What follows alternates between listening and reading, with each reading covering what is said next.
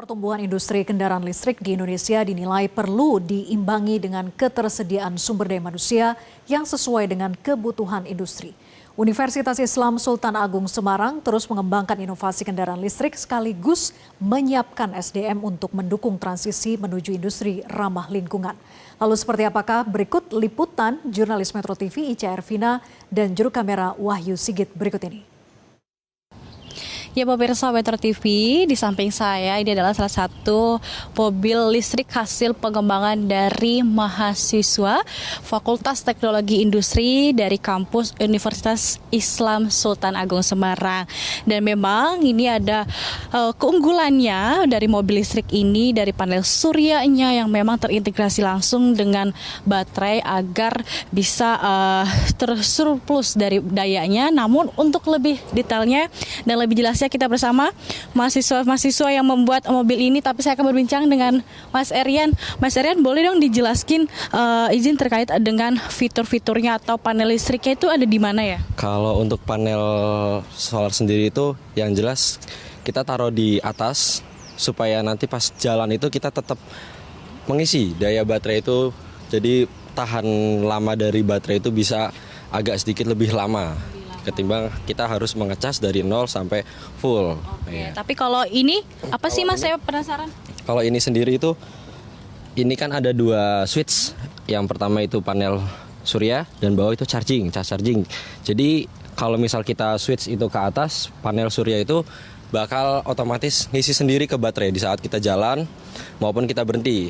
Dalam intinya kalau misalkan dia kena sinar matahari, walaupun kita jalan dia tetap bakal ngisi. Tapi kalau untuk yang cas charging sendiri itu dia hanya pure mengambil daya itu dari baterai. Oke, tapi kalau fitur-fitur lainnya boleh dong dijelasin Mas Erian, di mobil depan ini, bagian depan ini ada apa aja?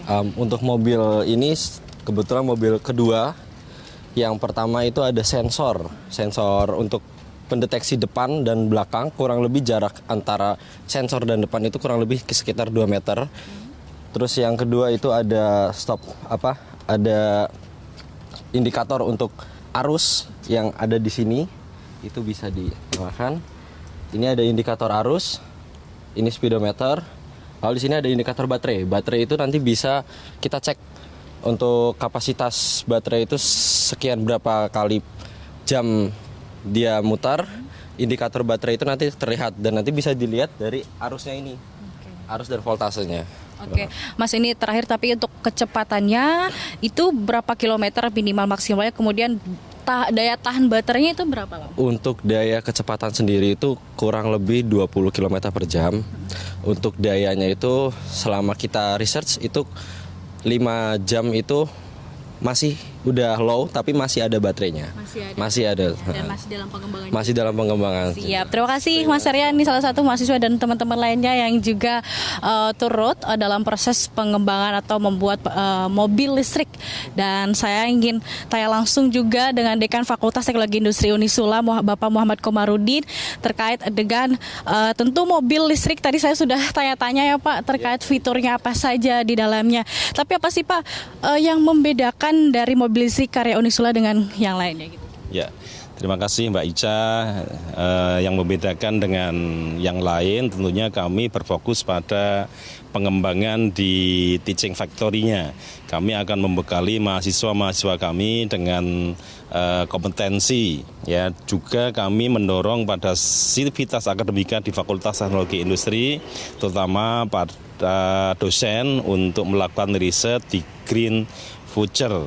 Ya, jadi untuk di prodi kami teknik elektro, kami akan menguatkan di lab EV, ada lab renewable energy yang semuanya kita persiapkan untuk membekali mahasiswa mempunyai keterampilan. Tentunya kami juga akan mendampingi mereka dengan sertifikasi kompetensi di bidangnya masing-masing. Ya. Pak, tapi terkait dengan ada nggak sih kerjasama konkret yang memang sudah dibangun antara pihak industri otomotif dengan pihak? Ya.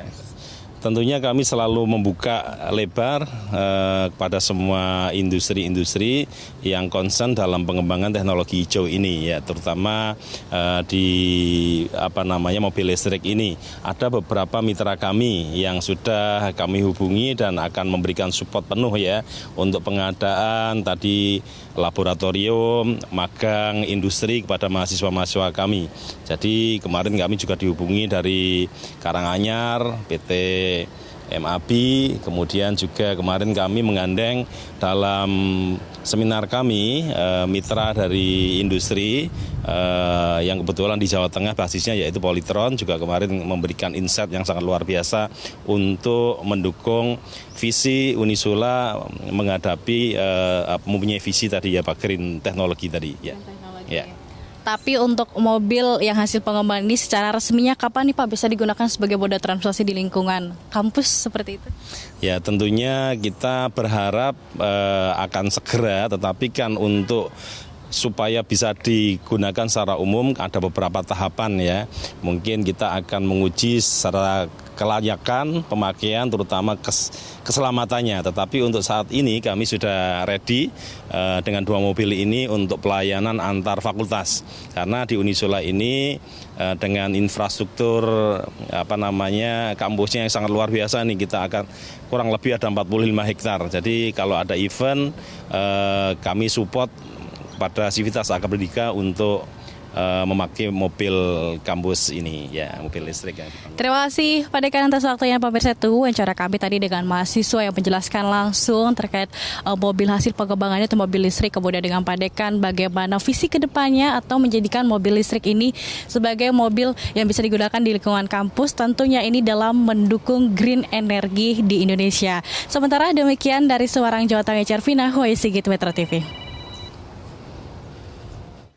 Jelajahi cara baru mendapatkan informasi. Download Metro TV Extend sekarang.